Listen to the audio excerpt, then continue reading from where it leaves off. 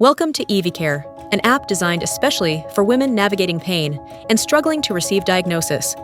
Let's take a look at how it works. Start by explaining your symptoms to your companion Evie in the AI-assisted chat. You can enter your pain's level, location, type, duration, potential triggers, and any relief methods you used. Evie guides you through structured questions to ensure your data is accurate and complete, and because every detail matters. Your entries are saved automatically and can be viewed later in the calendar, where you can see how your pain changes over time and revisit any specific symptom entry. Now for the most important feature of EviCare, head over to the report page where you can generate a summary card for your next doctor's visit.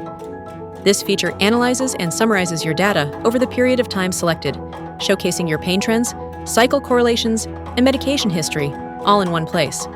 This visual report turns your personal experiences into clear, valid medical data, giving you the tools to explain your symptoms more effectively to healthcare providers.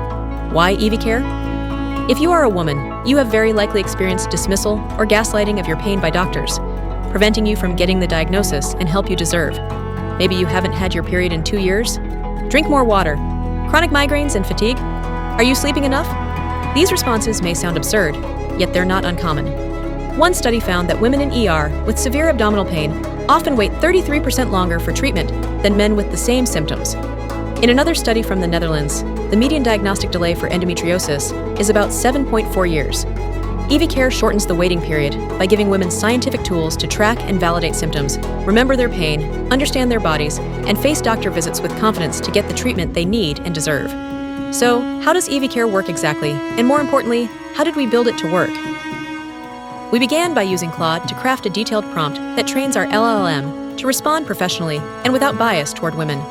The model operates in 3 phases.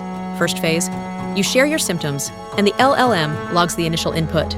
Second phase, the LLM asks follow-up questions back and forth until every piece of information is collected.